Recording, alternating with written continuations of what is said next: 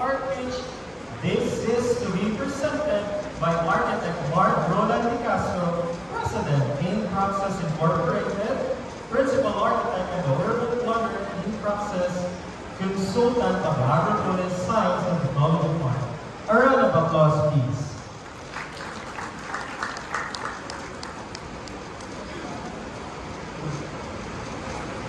Good afternoon, everyone. This is So, thank you. I'm glad to be back, and I'm happy to share again. So, before I let them introduce today, I prepared the second video to make sure I don't go beyond my time. Just give me some minutes for introduction. So, number one, bakit pa mahalaga ang agrikultura sa atin? Sino sa inyo ang kaya hindi kumain? Tasa ka ba? Yung kaya hindi kumain ng isang buong araw? Wala? Kaya? Dalawang araw sa mundo. Lahat tayo, stakeholder ng agrikultura. And agriculture is the largest, is the biggest, untapped innovation frontier. Let me just quickly share. So last video ni Senator Bang, we were lucky to have some time with him, and we were fortunate to have a pitch. We had actually 5 minutes with him. We were pitching about Acropolis. One thing stuck with me. When I was showing the board, the two boards, one was the master plan, one was the value chain analysis. So he asked me, Mark, is that the right design for the value chain? So that sort of changed my mindset. We can actually have the power to change the value chain. And that is through the Acropolis, through the USDP. So let me share with you that video.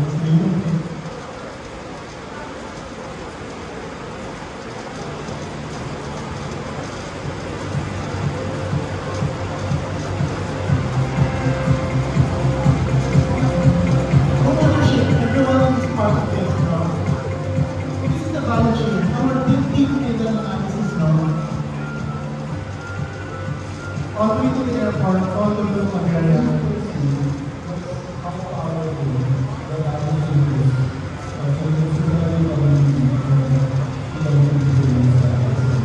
So we have to look at the value chain from a metropolitan scale. Ito yung pinapakita kanina ninyo. This is the value chain. This is what we do not see. This is where the food comes from.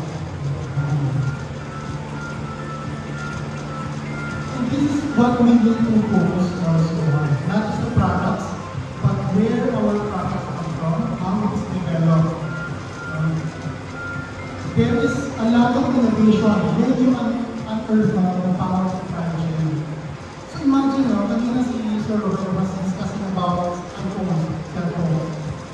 This is the software of Acropolis. Your iPhone will not work without the apps. The apps need to have specific things that you need to put in there. This is where your innovation will come from. The Metro Misamis, Metro Cavite Misamis is a powerful corridor presented to you. We are perfectly strategically located on Acropolis, part of also the other two. This is the future rail connectivity. Within my lifetime, this is setup. This is the Metro Matrix. You look at the Metro Misamis. This is the different zones. That's the Metro scale. Now we go down to the Meso level. This is the powerful Acropolis district. This is the Acropolis pilot, the 32 hectares that we have selected to be a microcosm of that integrated value chain. So this is 32 hectares strategically located near the campus itself and the province property. So we look at the different characteristics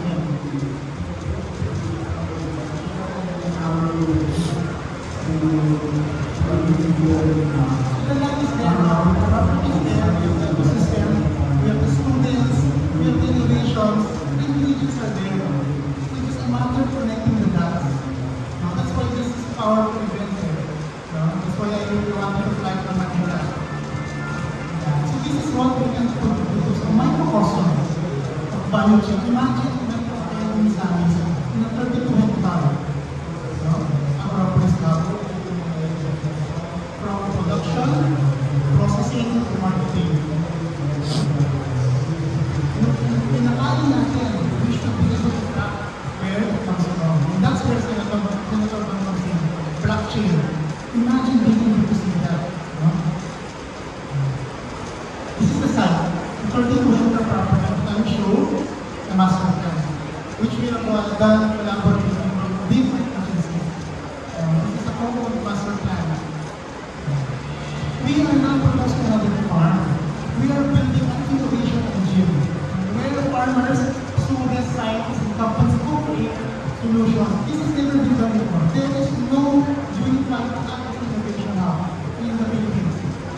Very powerful academic backing here, the community, the province, the department. So imagine creating an innovation engine. Imagine farmers work with students. Imagine ideas. This is the mathematical. You were talking to Kuya Janja, the farmers. So what he was saying is, ito yung gap.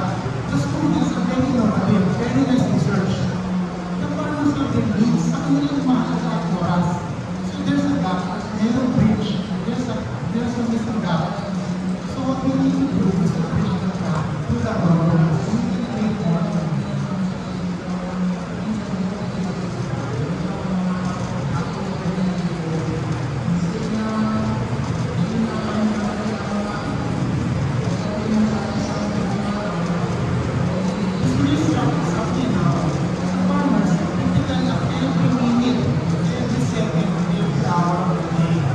That's why students are just doing research.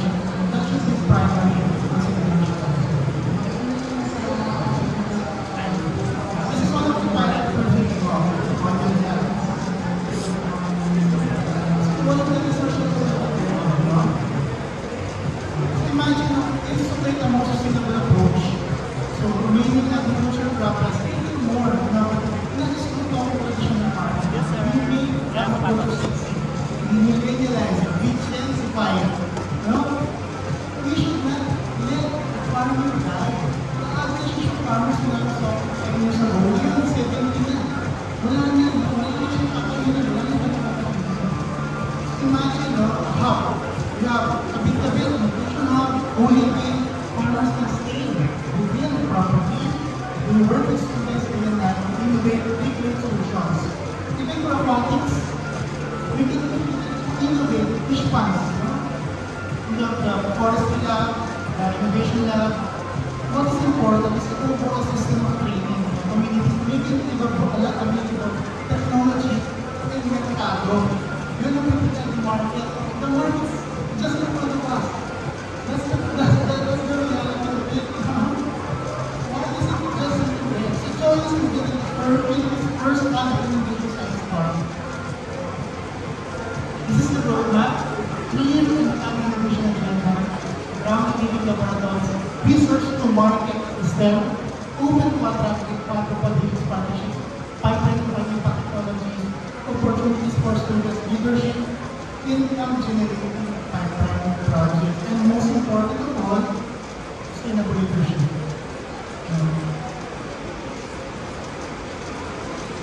Again, I highlight agriculture is the biggest untapped innovation priority. Magandang hapon sa inyo.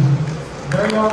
Thank you so much, Architect De Castro, for presenting to us our plan, of course, of the science and technology park in Alumni. At this point of time, we will now go back to our keynote speaker. Of course, I believe that Mr. Jessica is available at Zoom.